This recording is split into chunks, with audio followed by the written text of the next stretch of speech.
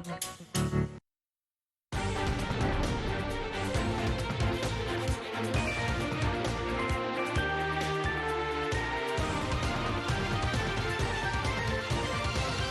ова издание Косово слави 20 години од интервенцијата на НАТО.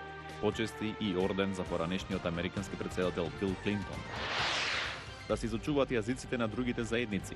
Нова национална стратегија за намалување на поделбите во Северна Македонија. Почнаа забрани за технологијата за препознавање лица во САД. Човековите слободи се во прашање. Ќе ви кажеме повеќе. Останете со нас.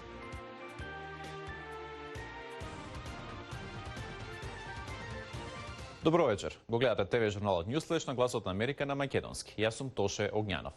Сенатската комисија за надворешни работи на САД денеска го разгледува протоколот за пристапувањето на Северна Македонија во НАТО. За исходот ќе ви информираме во текот на денот. Сега одиме со другите вести. Косово слави 20 години од интервенцијата на НАТО. Поранешниот американски претседател Бил Клинтон и поранешната државна секретарка на САД Медлин Олбрайт се почесни гости на прославата во Приштина. На Клинтон вчера му беше доделен и орден на слободата, а му го врачи косовскиот претседател Хашим Тачи. Полицијата во Хонг Конг интервенираше со солзавец врз демонстрантите, кои пред седиштето на владата протестираат против законот за екстрадиција. Предлог законот ќе им олесни на властите да ги екстрадираат луѓето во земји со кои што немаат долгорочен договор, како што е Кина. Руската полиција го привела опозицијскиот лидер Алексеј Навални и стотина други демонстранти на протести во Москва, кои повикувале на одмазда против полицијата заради наводно местење на познат новинар, вели мониторската група ОВД Инфо, која следи политички апсења. Мексико денеска треба да распореди трупи на националната гарда на јужната граница со Гватемала, како дел од договорот да се намали бројот на лицата кои минуваат низ Мексико во надеж да влезат во САД.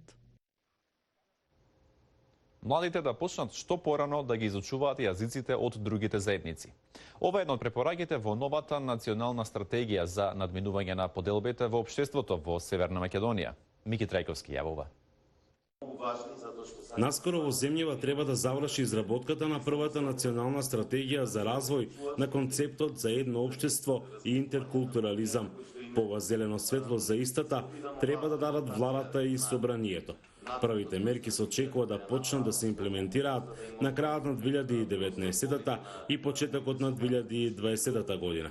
Роберт Алагјозовски, претседател на координативното тело за изготвување на овој документ за гласот на Америка, вели дека идејата е да се надмине до сегашната поделеност во општеството. Ние направивме акцијски план со мерки кои што ќе се протегаат низ различни области, од локална самоуправа, регионален рамномерен развој, до инклузивни буџети, до унапредување на оние делови од заедницата кои што се ранливи или припаѓаат на различни категории на граѓани, до подобрување на образованието, заедничко учење, учење на јазикот на другиот, така што една серија мерки кои што би требало да го подобрат тој заеднички живот и Македонија да ја надмине поделеност. Очекувањата се дека стратегијата ќе се имплементира во реалноста и ќе ги даде потребните резултати.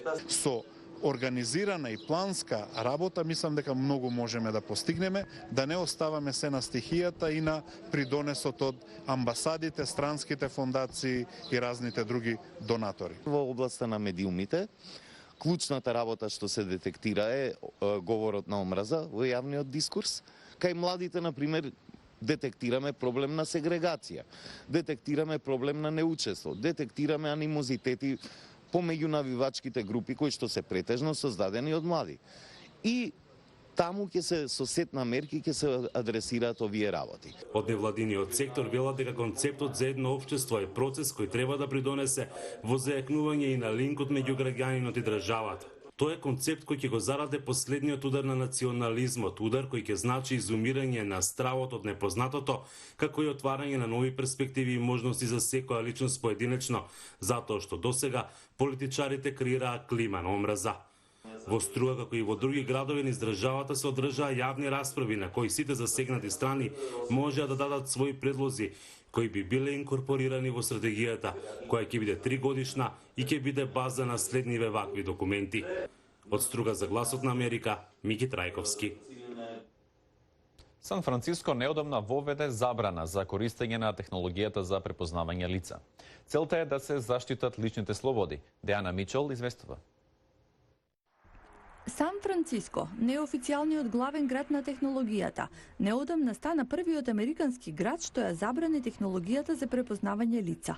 Поддржувачите на оваа одлука сметаат дека таа е закана за човековите слободи. Фактот што спроведувачите на законот и другите владени агенции би имале можност да следат секого низ градовите е застрашувачки. Загрижувачки е начинот на кој може да се одрази врз граѓанските права и слободи.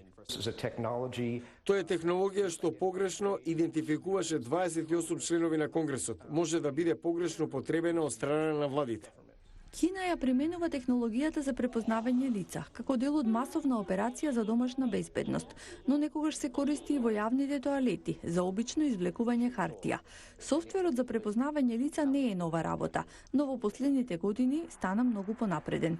Apple го користи препознавањето лица како можност за отклучување на новите iPhone-и. Акционерите на Amazon гласаа против употребата на оваа технологија од страна на компанијата. Двете гласања пропаднаа. Законодавците во Вашингтон се уште дебатираат дали со технологијата се прекршуваат граѓанските права. Критичарите сметаат дека препознавањето на лицата не е секогаш прецизно и најмногу грешки се прават кај луѓе со различна боја на кожата. Најмалку што може да направи Конгресот е да изгласа мораториум врз употребата на оваа технологија од страна на полицијата, поради можноста за нејзина злоупотреба и поради ризикот за грешки врз маргинализираните групи. Но некои сметаат дека биометриската технологија може да биде од корист за луѓето. Интересно и возбудливо време на биометриката. Погрешни се претпоставките дека таа може да направи ужасни работи. Сето тоа е неоправдано. Компанијата на Хансон Криденс ја користи технологијата за препознавање лица, но и други биометрички податоци, како што се отпечатоците од прстите. Така ги идентификува луѓето и нивните потреби за храна и лекови. Тој смета дека забраната во Сан Франциско е престрога. Забраната е погрешен потек. Секако треба да се преиспита начинот на незино користење. Можеме да дебатираме каде е местото во општеството, но да се забрани биометриска технологија е исто како да се забрани интернетот поради можна злоупотреба.